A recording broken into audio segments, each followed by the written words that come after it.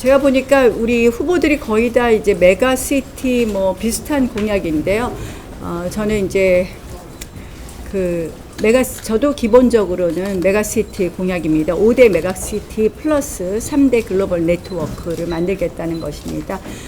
기본적으로는 이제는 서울 수도권 하나의 모든 축이 중심이 되어서는 안 된다고 생각을 합니다. 그래서 5대 광역 메가시티를 통해서 국가 균형 발전을 이루겠다는 것이고, 국가 균형 발전은 지금 지방 소멸 시대에 있어서 어떻게 보면은 대한민국의 지속 가능의 가장 핵심적인 분야다.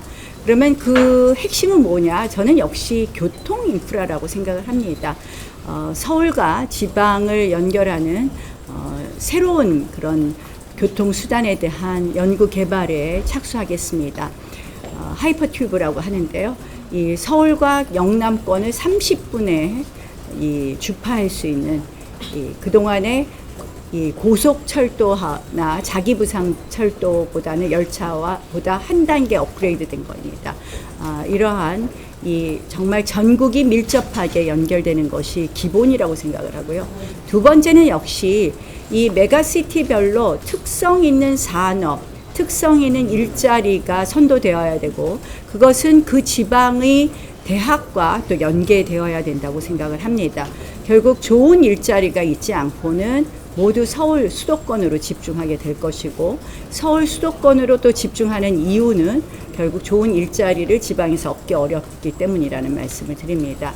특히 오늘 부울경 공약에 좀 더 집중을 했는데요.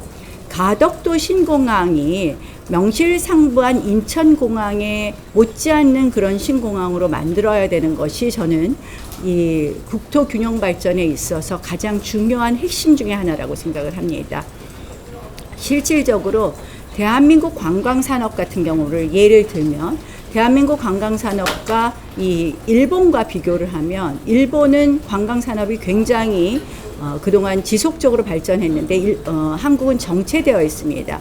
관광객 수가 계속 정체되어 있는데 그 이유 중에 하나가 교통의 불편함입니다.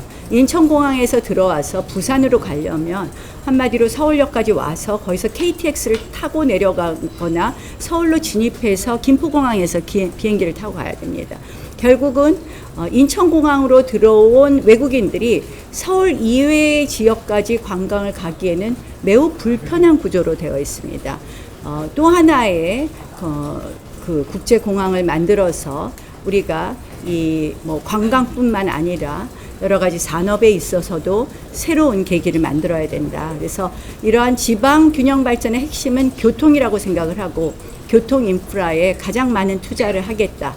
그 다음 두 번째는 산업에 투자를 하겠다. 선도하는 산업이 있어야 될 것이고요. 부울경은 그동안 문재인 정부를 거치면서 원전 생태계가 완전히 망가지고, 그리고 조선업 같은 경우에는 노동력을 상당 부분 외국인 근로자가 담당하고 있는데, 우리나라 외국인 근로자의 노동 생산성은 외국인 근로자 최저임금에 있어서 지역별 업종별 차등임금도 두지 않고, 또 외국인 근로자에 대해서 우리는 똑같은 최저임금을 두면서 사실상 생산성과 경제성이 낮습니다. 그래서 제가 줄기차게 주장하는 외국인 근로자 최저임금 차등 적용과 지역별 업종별 차등 적용을 통해서 그 경쟁력을 확보하겠다라는 말씀을 드립니다. 두 가지를 핵심으로 보시면 가장 좋겠습니다. 자, 질의응답 받도록 하는데 제가 다음 인터뷰가 있어서 짧게 해야 될 것 같습니다. 대표님 페이스북에도 올려주시긴 했는데 한덕수 대행 추대 관련해서 좀 대답 한번 하셔요. 네. 한덕수 대행 추대 관련해서 입장 하셨나요? 바깥에서 움직임이니까 제가 이러쿵저러쿵 말씀드릴 거는 아니고요.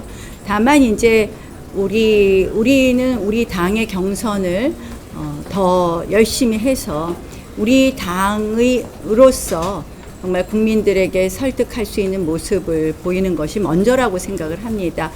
그래서 우리 지도부가 이 부분에 대해서 우리 당 경선이 끝나지도 않았는데 문을 활짝 연다는 것에 대해서는 조금 우리 당 스스로의 경쟁력을 떨어뜨리는 발언 아닌가 이렇게 아쉽게 생각을 하고요. 저는 앞으로 결국 국민들의 가장 중요한 소망이 무엇인가는 열어놓고 보겠다는 말씀을 드립니다. 결국 제가 우리 당의 대통령 후보가 된다면 저는 그때 가서 국민들의 여망을 잘 모아보겠다 이런 말씀으로 대신하겠습니다. 전화하면서 가요. 28분에 얘기해 주세요. 당장 2시간 뒤면 이제 결과가 나오는데 좀 어떻게 예상하시는지랑 이제 1차 경선이 끝나고 2차로 넘어가잖아요. 소회도 좀 뭐 아직 경선 결과가 안 나왔으니까 소회를 얘기하는 건 그렇고요. 잘 될 거라고 믿습니다. 이런 정도 할까요? 그러면 네. 그 조선산업 3개월 외국인 노동자 임금 상승 말씀하셨는데요. 그 외국인 노동자 임금이 낮아지면 더더욱 외국인 노동자의 손실 현상이 벌어지지는 않을까요? 그러니까 내국인 노동자에서 유인할 만한 대책은 어떤 게 있을까요? 외국인 노동자가 부족하지 않겠느냐? 아니요, 외국인 노동자 임금이 낮아지면 외국인 노동자에 더 쓰게 되지 않겠나요? 외국인 노동 우리나라 노동자에서 어떻게 유인을 실질적으로 외국인 근로자들이 담당하는 어떤 뭐 우리 업역이라고 할까요? 외국인 근로자가 담당하는 부분이 있습니다. 지금 이제 내국인 근로자가 가지 않는 곳이죠. 예컨대 뭐 제가 이 조선소를 거제 쪽 조선소는 아니고 저쪽 어디죠? 우리 호남 쪽에 이제 방문을 했었는데 한국인 근로자를 한 명도 구할 수 없다.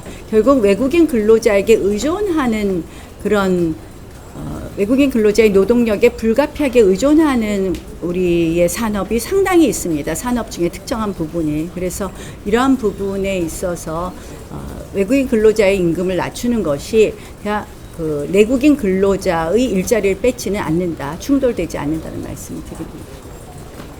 이 정도 할까요? 네. 고맙습니다.